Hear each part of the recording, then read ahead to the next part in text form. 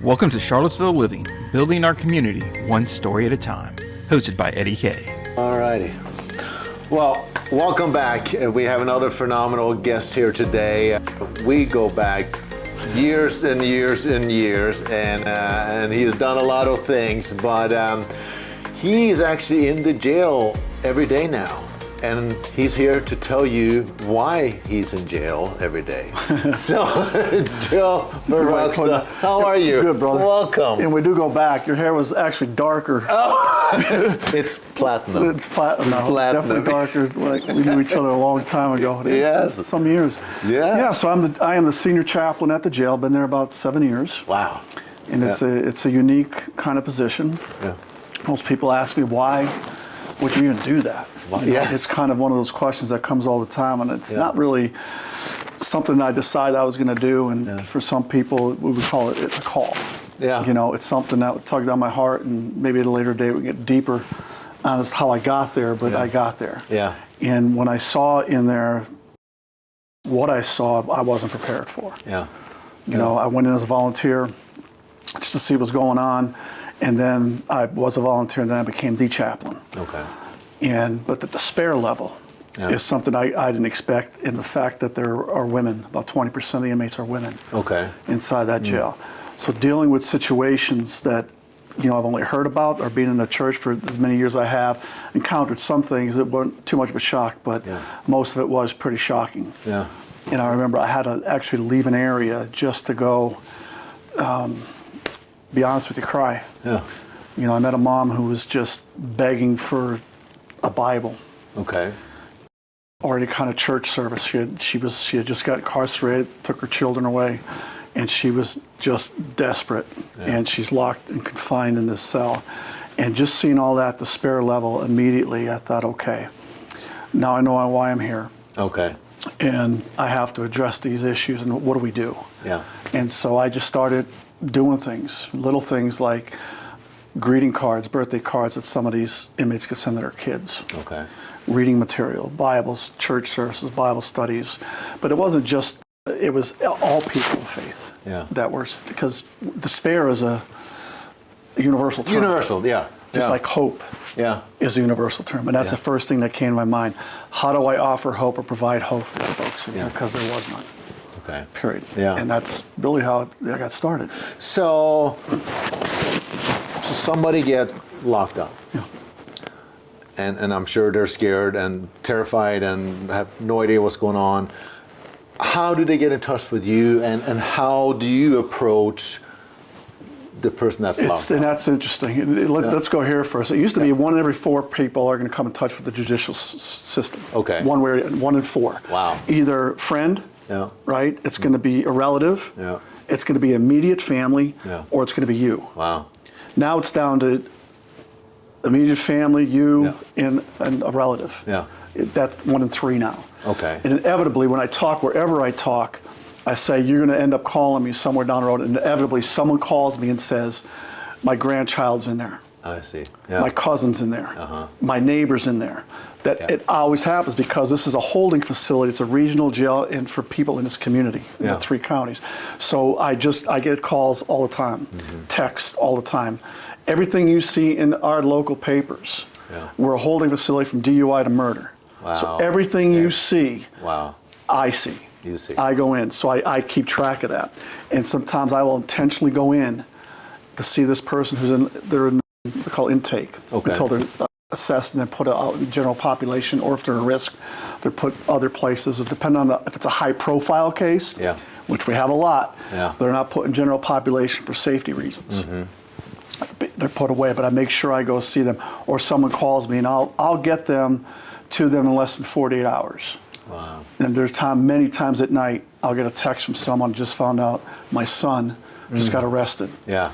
Can you go see him, make sure he's okay, because they're terrified. So I do. There are times I just go up there and say, hey, you're not alone. Yeah. First thing you feel is, I am alone. Yes, completely alone. Right, you are alone, and you're now all of a sudden, you're locked in a facility where it's this wide, with a toilet that's wide open, like everyone can see you. Yeah.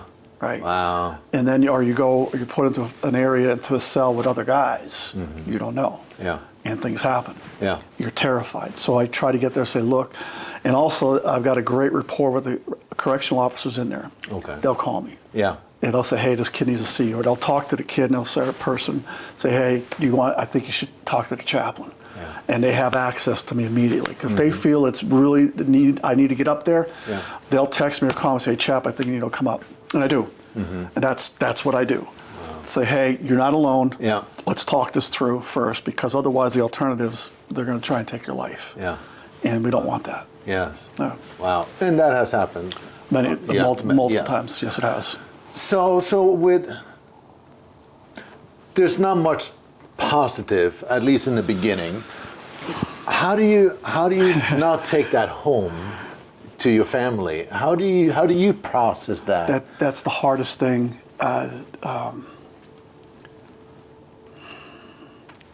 It's hard. Yeah. It's really hard. Yeah. The first probably year and a half, I would have to drive around the block. Wow. Before I could even go in the house, and sometimes I would walk in and go right out to the back deck. Yeah. And then one time my daughter said to my wife, what's wrong with Dad? Yeah. And she'll just say, let him go, because what you see, what you hear, right? A lot of these folks have backstories that are brutal. Yeah. Women who've been sold by their parents as children. Yeah. Beatings. I mean, the stuff that is like, is this happening in our country? Yeah. And it is, and it's real. So you hear stuff like that, or even sometimes the people who committed the crime, and you think, how did you do that? Yeah. You know, I don't say that. Yeah. I mean, how do you just killed multiple people? Yeah. Right? Or you just raped someone? Yeah. Right? That there's a line there, and with me, I have to get to the heart. That's my job. Yeah. Where are you here? In here. I mean, that you're going to be judged, and you're going to face the law, and you're going to face your consequence. Yeah. But as a chaplain, as a Christian man, I still have to go in there and say, you know, you're going to be judged already by the law, but there's an ultimate judge you're going to face as well. Yeah. So where are you? Right. And this isn't like this easy forgiveness. This is not what we're doing. Yeah. Where's your heart? And once you understand, sometimes where people are, and some are open to it, but it's a holding facility. So remember, they're awaiting sentencing, they're awaiting trial, or they're serving out a year or a year and a half in there. Everyone keeps everything close to the vest. Yeah. Everybody. Yeah. Either the lawyers tell them or whatever it is, because one, they're trying to figure out, how do I get out of this? Yeah. Right? I'm not going to just come out and say, yeah, I did it. Yeah. It's going to be, how do I get out of this? I'm going to keep tight-lipped. But as time goes on, you think you're getting out in a week, and next thing you're there 3 months, still trying to process all this stuff, and it starts to come out. Yeah. And that's where I'll meet people. Yeah. Okay, as well. You ready to talk, or you ready to listen? There isn't a person in that jail. I don't care. You want to call yourself atheist, agnostic, any religion you want, anything you want to call yourself. There hasn't a person in there that I haven't prayed with. Yeah. And they've asked me to pray with them. Yeah. It's not like I go, it's like the father just died. Child just died. Yeah. How many times a parent lost their kid, they can't just leave and go bury him. Yeah. Okay? Yeah. Can't do that. We don't think about that. Yeah. I've buried inmates who died when they got out. They had no money to bury themselves. Yeah. No family. Wow. People I knew inside. That changed the heart, right? Yeah. And 95% of the people in there are coming back into our community. So I see folks, and I work still with younger guys when they get out, just to make sure they're moving forward. But people don't think about that. You die, your family member dies, you just can't get up and leave. Yeah. That doesn't happen. Yeah. So how do you deal with that? Yeah. Or you found out your parent died, but they died a week ago, and you just found out. Yeah. Those are the kinds of things, and I've held a memorial service in there for an inmate who lost a parent. I've done burial services for inmates who lost kids. You know, I've been to grave sides of people I had inside that were shot and killed a week after they got out or OD'd. Now, on the other end, you have also baptized we baptized people. We probably, since I've been there, probably close to 150. Yeah. So there's, I mean, obviously a lot of negative, but tell me give me a success story, a positive story. There are. The baptisms things are the most unbelievable things you want to see. People are like, they're remorseful, they repent, they write, and they give their lives over to the Lord. Yeah. And I need to change. Yeah. Right, and it was one thing you can't fake is the countenance Yeah. Right? I've been in this 30-some years, in the church setting, in the ministry, and you can't fake the countenance, right? And we can see that in just the way their behavior, their actions, how they're treating others around them, and things like that. And they've never been baptized. We baptize. We actually have a portable pool. Come in, we baptize them, and we follow up, and they either get out and they get plugged into a church or a community or things like that. We try and keep tabs if they're local, how they doing, but we actually get linked with somebody out there, and I see that all the time. Yeah. And I'll see them, and if I see them in public, I kid you not, one person just jumped in my arms. They were waiting tables where I didn't know they were there. And the person I'm with, like, who is that? I saw we have met mutual friends. I never tell them how we know each other. Now, what that person did is when that individual came back a few weeks, the same restaurant, I wasn't there, confided and told him how we knew each other and how her life changed and how she got baptized in there. And how it just changed her entire life, how she was addicted to the drugs, she was in the drug world, everything. She confided, and when he came back, he was crying. He had no idea of what happens in there to that individual, and I surrounded that person with a group of people to help walk them through because they need that. No skill set. Grew up in an environment that there's no help going back. They don't want to go back to the drugs. That are at the house, right? They want to get away from that, but there's not a lot of support because there's no support there. So if we can provide that, we do that, and I'll say that. In one instance, it's my success stories are the heart changes. I don't really look anything beyond that. If I can, that's a big success story because now they're thinking different, they're seeing different because this has changed, right? The greatest distance we'll ever travel is between our heart and our head. This is the greatest distance anybody will ever travel.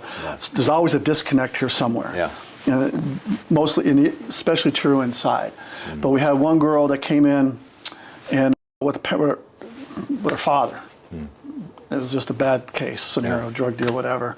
Terrified. It just turned 18. Wow. And came to faith inside, baptized her. Was shot and killed about 2 years ago. Wow. Big story around here, so I won't get into names, but I went to that graveside and I actually got to speak at her graveside, but to tell her parents, Mom, I remember looking at her, and I said, I know we'll see her again. I saw her change. We baptized her. And that's the comfort that times I get to offer people, knowing what I've seen when they first come in with the anger, the despair, just the ugliness of the addictions, the mental illness side of things. There's a whole ballgame. I can say, look, I witnessed this person have a change of heart, right? Because of what we're able to do inside. It's not me, it's us. Other chaplains, other volunteers who come in who see the vision, right? Our mission as the chaplains is to get people to the table, right? And that's the table that's up in heaven. That's our mission. And what does that look like getting there? To let them know that you are empowered once you change your heart. It's going to be tough, but now you're empowered through the gospel. And now you have support that's out there for you to help you walk that mile. You're not alone. You don't have to go through this alone. That's huge in a lot of people's lives, The ministry, I mean, you're raising money all the time. I am the very only profession I think you have to raise money to get in jail. Who else has to do that? I do. You do. Because we're a nonprofit. We don't work for the county or the Department of Corrections. Right. So you're a nonprofit. You're in charge of the jail. You're in charge of raising money. You do a golf tournament every year. In the fall, we do a golf tournament. We do a breakfast every year as well in May. It's held at Portico Church this year. And it's a free breakfast. You come in for breakfast, and then we do it's really music. I have a guest speaker this year, Richie Parker. Go Google him, richieparker.com. I'm not going to give it away, but what an incredible story this guy has. So he's going to speak there, and then we just do a love offering at the end. There's no charge for this. Wonderful. But we usually pull in, but we have to fund what we do. And I have another chaplain I hired.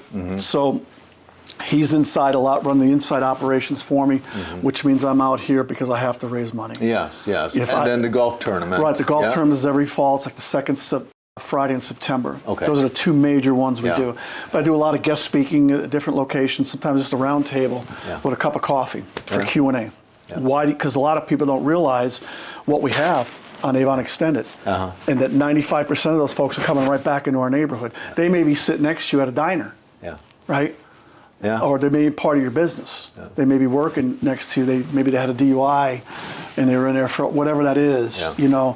So you need to know that your investment, your return on investment, is that we're changing lives, not just lives anywhere, lives in our community. In our community. Amen. Yeah. That's exactly right. Yeah. And because most people want to help, they just don't know how to. Mm-hmm. Here's a great way to do it.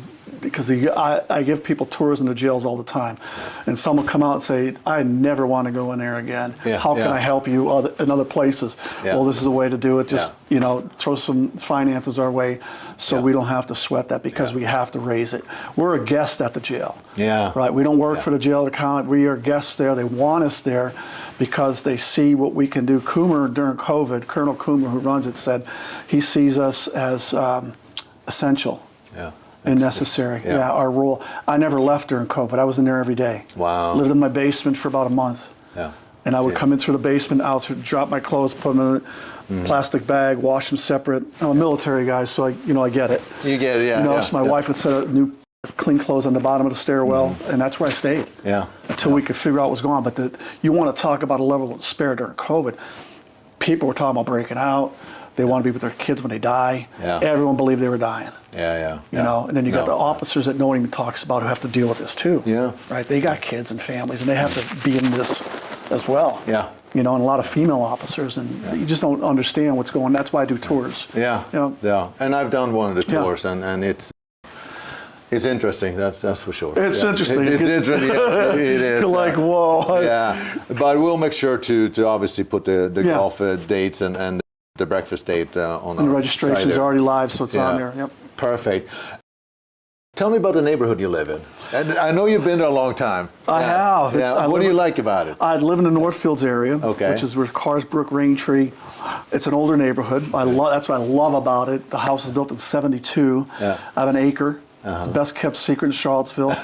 One of the entrances to Rivanna Trail is right there. So I just take the trail down to the river. The kids still go down there when they're at home, fish down there, take the dogs down there. Yeah. I love that because of the size of the lot. Yeah. And it's an older house. I don't need anything. I don't want someone to be on top of me. Yeah. It's open. And you have a little garden plot. I got a nice garden plot, fire pit, a nice deck. I'm on my deck watching television every night. People are like, well, you're crazy. I'm like, no, that's what I want. Yeah. I love it. The kids, to this day, my children, I got 32, 27, and 19-year-olds, how much they love growing up in that house. Yeah. Because of where we are, the location. Yeah. It's really 5 minutes from everywhere. Yeah. Yeah. From the UVA, everything's around us. Mm-hmm. So it doesn't take a lot, even Meadow Creek, even a golf course. Yeah. It's 5 minutes from me. And you're a golfer, and you're doing that. Yes, yes. So it's all right there. Yeah. And I love it because it's quiet. Mm-hmm. I don't live in it's not a cul-de-sac. Yeah. Again, people aren't on top of me. Yeah. And I love it. It's green, it's nice, neighbors are nice. I really love where I live. Very good. 25 years, been there. 25 years, yes. Yeah. And obviously you came here, but why should people come to Charlottesville? Well, I was a Navy guy for a while. I served in the military. I think when I was dating my wife, we came through Charlottesville. She graduated James Madison, and she had to go up there for an alum thing. And Charlottesville, I don't know if we stopped in here. I thought, man, this is beautiful. Yeah. I would love to live here someday. I knew nothing about Charlottesville at all. And lo and behold, man, I went to seminary. I was down in Florida, and there was on a bulletin board the year I graduated in 2000, and there was this thing opening at this church up in Charlottesville, Grace Community Church. No way. Brand new church plant. Looking for a youth pastor, and I did a lot of inner city work with at-risk kids. I have a background in that. And I thought, okay, and they were looking for an assistant pastor that had the specialty in youth development. Okay, Charlottesville, right? Surely everyone's gonna be calling this place. So I call up there, they drive us up there. We drive up there, they want to do the interview, and I thought but I kid you not, one of the first interviews, I had to meet the kids, but then we played softball. Okay. I'm a baseball guy. And I remember sitting on the bench, we're getting ready to play. I'd never met these elders at the church, guys are gonna hire me. And one of the elders came up, he goes, what you do at your at-bats can determine whether we hire you or not. Okay. No pressure, right? No pressure. Like, okay, all right. So I had to do what I had to do, and I jacked it. man, I cleared center field fence by many feet. Yeah. I thought, it's luck, but I've been playing baseball all my life, softball. Yeah. And so he was waiting for me at the home plate. You're hired. Just for that. I don't care what your theology is. Yeah. You can hit a ball. We're hiring. Yeah, it was cool. So that was like one of my first interviews. We came up here in 2000, got really plugged in immediately with the youth group and just started getting to work and coaching Little League. And I got involved very quickly in the public, in the community. So I mean, you're everywhere. Well, I don't know about that, but that's how that started. And that's why I love it here. I absolutely love it here. Yeah. It's been a great ride. Yeah, no, so do I. I've been here 32 years now, yes. Well, let's end with some fun questions. So I'm just going to pick from this box random questions. Dude, you didn't prepare me for this. Yeah, no. But this is all good. Yeah. They're silly questions. Let's see here. Oh. What is the most ridiculous thing you would buy if you were given $1 million? The most ridiculous thing I would buy? Yeah. Oh my goodness. For $1 million. I don't know if it's ridiculous. I'd want to get some kind of mini yacht if I could. Mini yacht, yes. I'd get back on the water, man. My wife would think that's ridiculous because I'm not buying anything for her, obviously. I'm buying it for myself.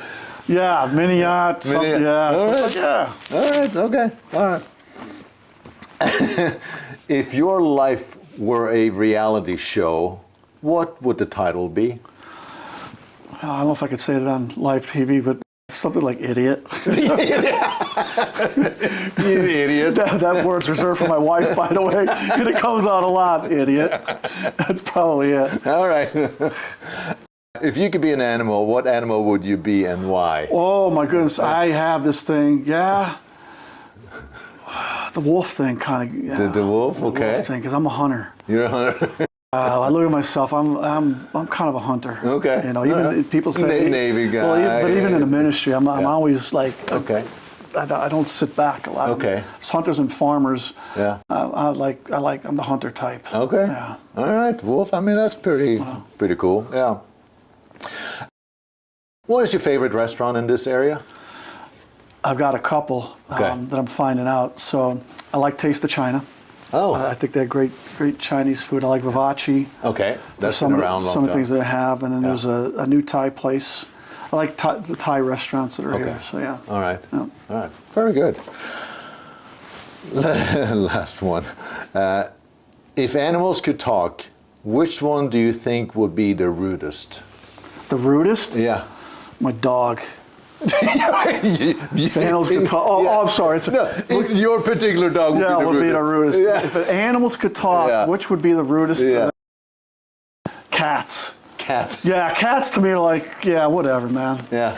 You're like, whatever. I'll come to you when I'm ready. Yeah. When I'm ready for you to pet me. Yes. And when I do want you to pet me, I'm going to be all over you, so you better pet me. So like they're all over your leg and like that. And you're like, okay, well, I'm done. Yeah. You're finished. That's cats, right? That's cat. So that'd be rude. Okay. Yeah. I'm done with you. Just go. Just go. Yeah, I'll see you in a couple days. Something like that. Awesome. Yeah. All righty. Well, thank you so much for stopping by. I appreciate it. It's always fun to hang out with you. Clearly, what a phenomenal guy. Hopefully you will never end up in jail. But he's a good resource for so many things. You know a guy. I know a guy, yes, I do know a guy. Also, if you're thinking about moving to this area, please get in touch with me. I would love to help you. There's so many wonderful things about Charlottesville and the surrounding areas. Until next time, have a wonderful day. Cheers. See you.